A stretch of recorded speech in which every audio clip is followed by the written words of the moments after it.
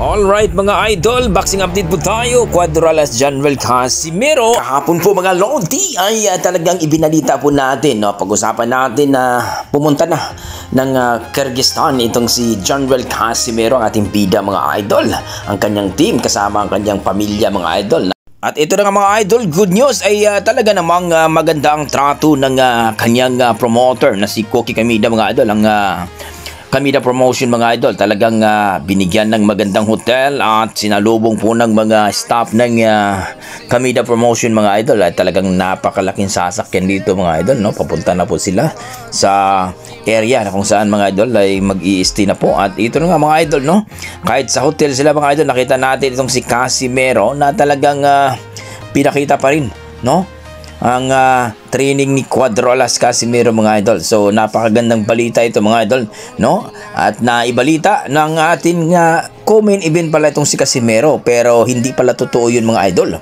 Fake news pala yun. So dito po mga idol, makikita natin dito na main event pala si Cuadralas Casimero mga idol. So marami palang fake news nung nakaraan mga idol. Eto po, main event po si Cuadralas Casimero. Main card po dito, isang Pinoy na si Raymart mga idol. At karamihan dyan mga Kyrgyzstan at mga Hapon mga idol.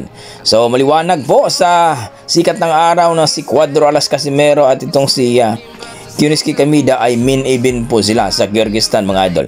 Ibang araw po yung laban ni Kenneth Lover at itong po si Luis Neri. So kitang-kita po natin dito mga idol na eto, main event po si Cuadralas Casimero. At pabalita natin mga idol, kahapon po ay sinabi po ng dating manager ni Casimero na si Jerry Peñalosa mga idol, ang ating dating kampiyon, na kung saan na-interview siya ni Pau Salud na sino nga ba ang inaabangan talaga, no, na laban. Siyempre, walang iba kundi ang best friend daw ni Pau Salud.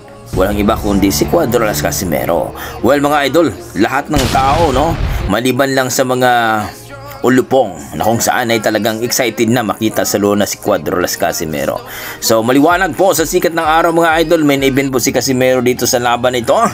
At magaganap na po yan sa October 25 mga idol. So 4 araw na lang po mga idol ang ating inaantay ay makita na natin sa lona itong si Cuadralas Casimero. Maraming nagtatanong mga idol na anong timbang ba daw talaga ang lalabanan ni Cuadralas Casimero dahil catchweights po sila sa 120. Paliwanag po dito mga idol, ang tinatawag na po na catchweight ay yan po ay agreement, no, na yang timbang na yan sila maglalaban, no. Pero dito po sa division ay featherweight po ang kanilang paglalabanan. Na kumbaga hindi naman na title fight mga idol, so binigyan ng consideration at umagri naman itong featherweight division. Makita natin dito mga idol na main event sila at 126 pounds po ang kanilang paglalabanan. Kumbaga featherweight po mga idol. So kung manalo si Cuadralas Casimero, sigurado ay nasa ranking na ito sa